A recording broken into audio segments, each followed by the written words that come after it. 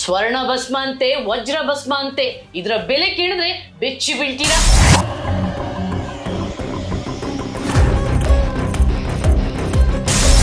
ಮಾಡೋದಮ್ಮ ಹೊಟ್ಟೆಪಾಡು ಮಾಡ್ತೀವಿ. ಹೊಟ್ಟೆಪಾಡೇನ್ರಿ? 3 ಲಕ್ಷ ಹೊಟ್ಟೆಪಾಡೇನ್ರಿ? 3 ಲಕ್ಷ ಹೊಟ್ಟೆಪಾಡ? ಹೊಟ್ಟೆಪಾಡೇನ್ರಿ? ನಾಚಿಕೆಗಳು ನಿಮ್ಗೆ ಹೇಳಕ್ಕೆ ಹೊಟ್ಟೆಪಾಡು ಅಂತ?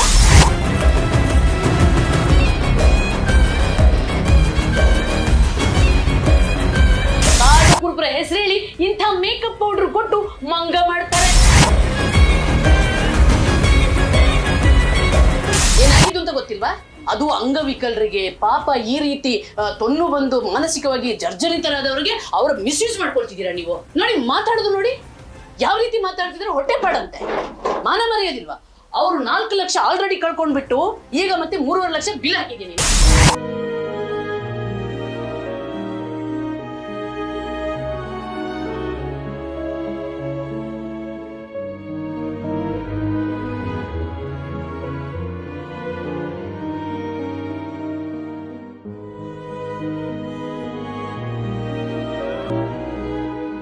ಅಂಗವಿಕ ಆ ಮಗು ಪಾಪ ಡೆತ್ ಅಂಡ್ ಇದರಲ್ಲಿ ಇದ್ದ ಮಗು.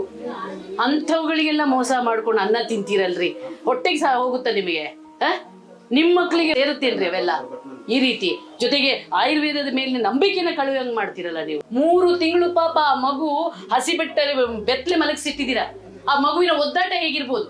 ಮಗು ಬಾಯಿ ಬರಲ್ಲ, ಅದಕ್ಕೆ ಕೈಕಾಲು ಬರಲ್ಲ, ಒದ್ದಾಟ ಹೇಗಿರ್ಬೋದ್ರಿ ಅದ್ರದ್ದು? ಒಂದು ಮಗುವಿನ ಕತೆ ಹೇಳ್ತಿರೋದು ಅಂತ. ಎಷ್ಟು ಹೆತ್ತವರು ಹೊಟ್ಟೆ ಉರಿಸಿರ್ಲಿಲ್ಲ ನೀವು? ಅವರ ಕರುಳು ಚುರುಕು ಅನ್ಸ್ಲಿಲ್ಲ? ಈ ಕಲರ್ ಪುಡಿಯನ್ನೆಲ್ಲ ತೋರಿಸ್ಕೊಂಡು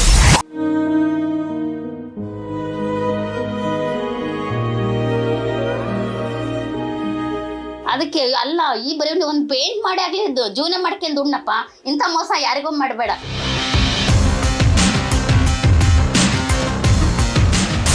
ಅಂಗವಿಕಲನೆಲ್ಲ ಹೋಗಲಾಡಿಸುವವರಲ್ಲ ಬಾಲಚಂದ್ರ ರಸು, ಕುಮಾರ್ ಕಲ್ಯಾಣ್ ರಸು, ಯೋಗೇಂದ್ರ ರಸು. ಹೇಳಿ. ಕುಮಾರ್ ಕಲ್ಯಾಣ್ ರಸು ಅದು ಇದಾಯ್ತು, ಕುಮಾರ ಕಲ್ಯಾಣ್ ಇದಾಯ್ತು. ಅದು ಇದು ಕುಮಾರ್ ಆಯ್ತು, ಅದು ಬಾಲಚಂದ್ರ ಆಯ್ತು, ಇದು ಕುಮಾರ್ ಆಯ್ತು, ಇದು ಯೋಗೇಂದ್ರ ರಸ, ಯೋಗೇಂದ್ರ. ಆಮೇಲೆ ಹೀರಕಾಂತಿ. ಇಷ್ಟೇ. ಇದು ಕಡಲೆಕಾಯಿ ಪುಡಿಯ?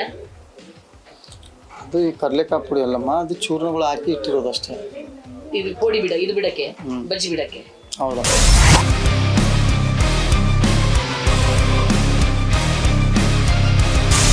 ಈಗ ನಿಮ್ಮ ಶಾಪಿಗೆ ಬಂದು ಪಾಪ ಸಾಲ ಸೋಲ ಮಾಡ್ಕೊಂಡು ಬಂದು ಮೆಡಿಸಿನ್ ತಗೊಂಡು ಹೋಗ್ತಾರೆ. ಆಮೇಲೆ ಒಂದು ಬದುಕು ಏನಾಗ್ಬೇಕ್ರಿ? ನೀವು ಮೇಕಪ್ ಪೌಡರ್ಗಳನ್ನೆಲ್ಲ ಕೊಟ್ಕೊಂಡು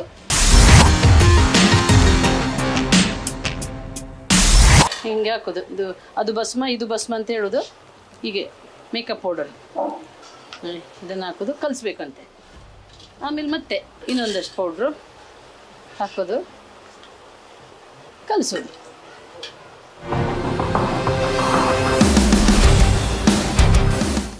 ಹಿಂಗೆ ನಾಟಕಗಳಿರ್ತವೆ. ಯಾವ ರೀತಿ ವಂಚನೆ ಮಾಡ್ತಾರೆ ಅಂದರೆ, ಇವರು ಅಳಿಯೋ ಮೆಷಿನ್ ಗೊತ್ತಾ? ಈ ಮೇಕಪ್ ಪೌಡ್ರನ್ನೆಲ್ಲ ಅಳಿಯೋದು ನೋಡಿ. ಇದರಲ್ಲಿ ಚಿನ್ನ ಅಳಿಯೋ ಮೆಷಿನಲ್ಲಿ, ಈ ಚಿನ್ನ ಅಳಿಯೋ ಮೆಷಿನಲ್ಲಿ 1 ಗ್ರಾಮು, 5 ಗ್ರಾಮು, 1 ಗ್ರಾಮಿಗೆ ಇವರು 9,000.